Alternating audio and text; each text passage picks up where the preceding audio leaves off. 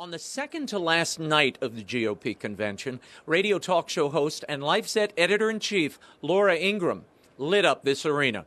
She received the loudest and longest applause of the convention before the nominees spoke, and she made headlines around the world. Joining me now is Laura Ingraham. To all my friends up there in the press, you all know why in your heart Donald Trump won the Republican nomination. You know it. You know why he won it?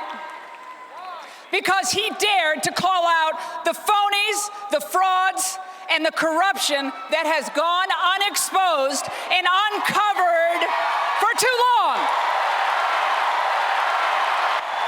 Too long. Do your job.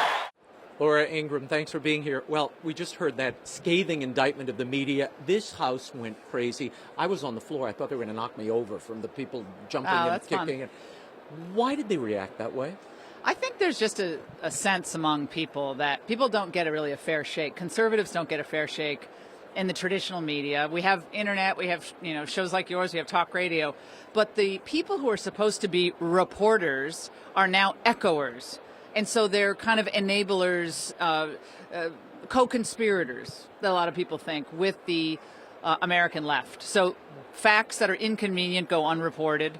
Stories that are unpleasant for the left get scant attention or downplayed. And meanwhile, the smallest thing that happens with Trump or anyone connected to him, they try to blow it up and do, division at the convention, chaos at the convention. Like, people are looking at it. People are having a great time. They're dancing yesterday. People are having an awesome time. So I think people are tired of it. They think a lot of these controversies are phony and fraudulent. And, I knew that people here would like it, and I believe it. So. Well, it was unbelievable. I mean, it really was unbelievable on the floor. Longest and loudest applauses. Oh, they said that. That was nice. Well, there was the moment we played, and then there was this moment where you particularly called attention to those unwilling to embrace Donald Trump, particularly those who faced him in the primary. Watch this.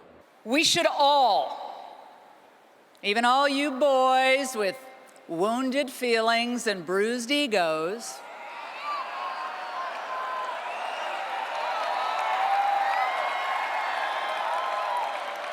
and we love you, but you must honor your pledge to support Donald Trump now, tonight. Now, some people took your advice. Didn't look like Ted Cruz took your advice at all. John Kasich hasn't shown his face in this convention hall. What would you say to them? Well, John Kasich was in town this week, and a very good friend of mine who owns a very nice Italian restaurant said John Kasich was having lunch with the top liberal donor to the Democrat Party and a few other folks, having a wonderful lunch, sitting down and chatting him up, multi-millionaire. So John Kasich has plenty of time to have, break bread with liberals, but he can't come and greet the good people who have come here.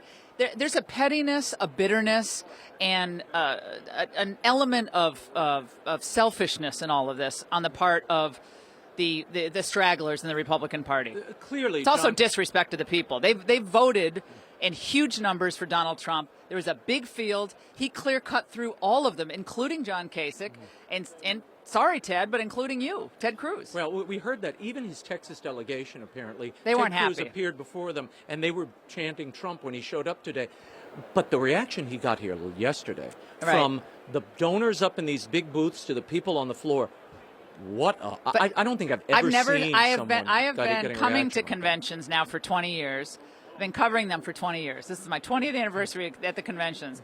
I have never ever seen someone who's finished so strong in the primaries, to then have the headline be booed off the stage. I mean, that's a phrase you just don't ever want. If you give a speech, you don't want that. Ted Cruz clearly believes he is crafting and carving out a place for himself in 2020. So does John Kasich. They think if they take their time, if they keep their distance from Trump, they can be a leader. Well, can they emerge a leader coming out of this? No. You tell me how Ted Cruz and on John Kasich can possibly win national office without the Trump voters. How do they possibly win national office?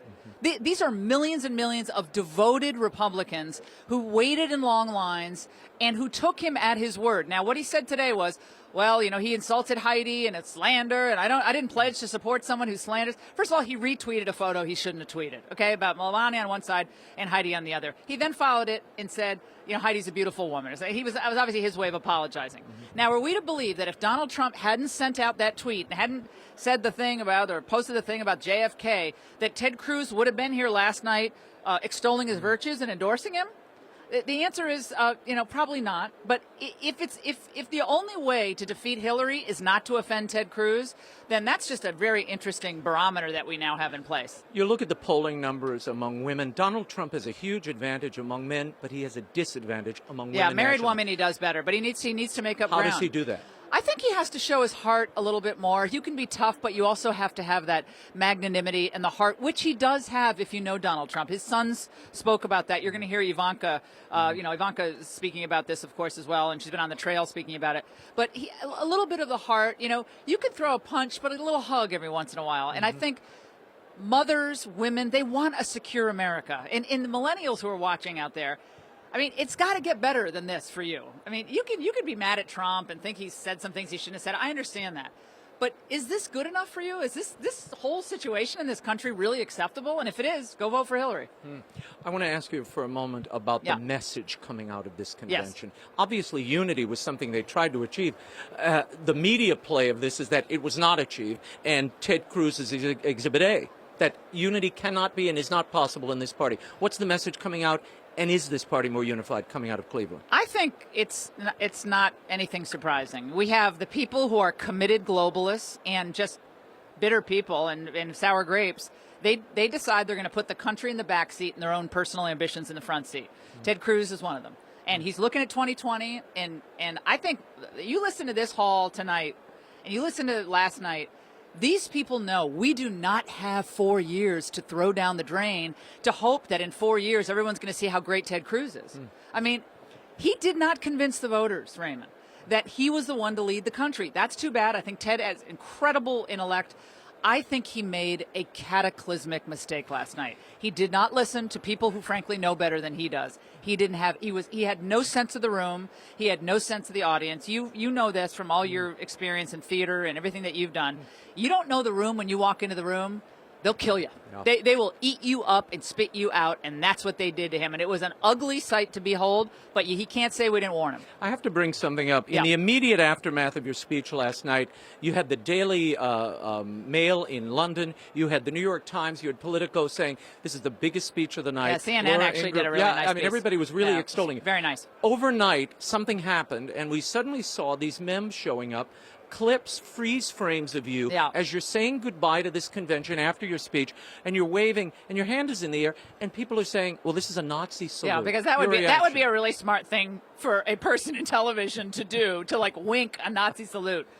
I thought about this, and I thought to myself, if the speech wasn't received very well, if I hadn't called out the media, then I have a feeling, a freeze frame, that pretty much anyone, we've seen them all, and maybe we'll show some of Hillary doing the same kind of wave.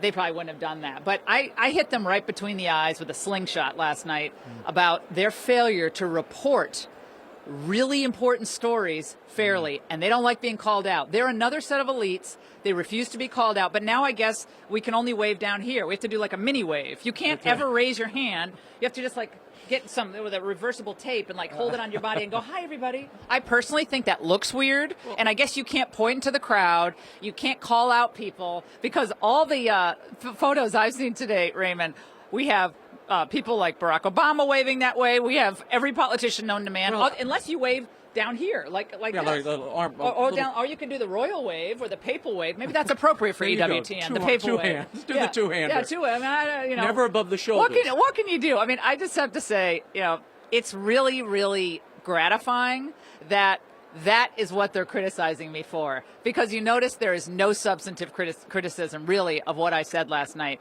So I wear it as a badge of honor, and I just have to laugh. I mean, it's like, you want to go out there and throw punches. You have to be willing to take punches, but obviously it's ridiculous. Laura Ingraham, thank you for being here. Great to see you, Raymond. Good Always. to see you here.